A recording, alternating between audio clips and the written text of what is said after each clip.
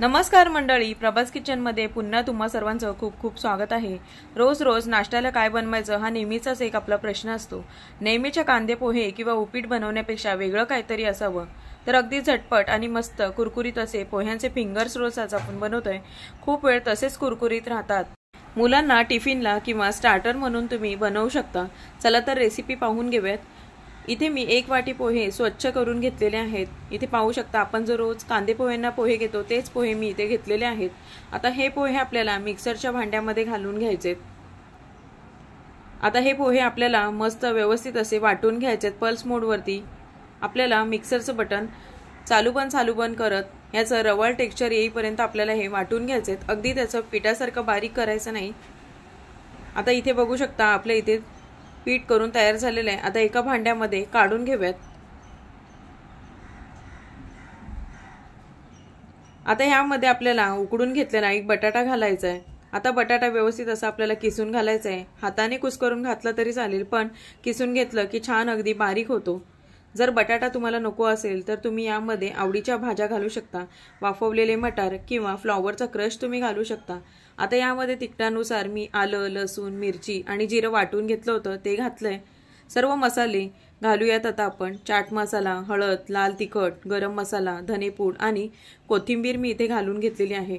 यामध्ये आपल्याला बारीक चिरलेला कांदा सुद्धा घालायचा आहे आणि कोथिंबीर घालायची। मी सांगितल्याप्रमाणे यामध्ये सगळे पावडर मसाले घालायचे आहेत।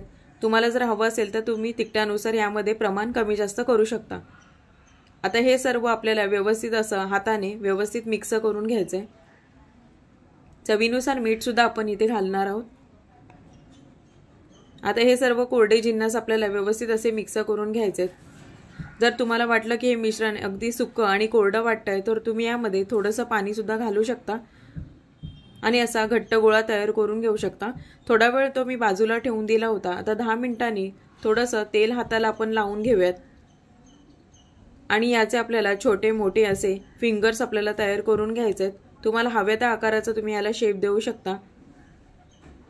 अगदी झटपट होणारी कृती आहे। तुम्ही सकाळच्या घाई गडबडीमध्ये मुलांना टिफिनला सुद्धा देऊ शकता। तर बघू शकता इथे आपला फिंगर्स बनवून तयार झालेले आहेत। अगदी झटपट होतात, नक्की ट्राय करा। तर फिंगर्स बनवून तयार आहेत तर आपण लगेचच फ्राय करून घेऊयात। बाजूला मी इथे तेल गरम करून घेतलेलं आहे। आता या तेलामध्ये आपल्याला एक एक करून हे फिंगर्स यामध्ये सोडायचे आहेत। आता व्यवस्थित हे सर्व आपल्याला मस्त असे खरपूस तळून घ्यायचे। सोनेरी रंगापर्यंत आपल्याला छान असे कुरकुरीत हे तळून घ्यायचे। आता व्यवस्थित आपण काढून घेऊयात आणि यामध्येच मी लगेच दुसरी बॅच सुद्धा अशाच प्रकारे बनवून घेणार आहे। तर अशा प्रकारे झटपट पोहा फिंगर्स तयार झालेले आहेत। बनवून बघा, सॉस किंवा चटणी बरोबर छान लागतात। तर अशा छान छान रेसिपी सोबत आपल्या चॅनलला लाईक, शेअर, सबस्क्राइब करा। पुन्हा भेटूया। धन्यवाद।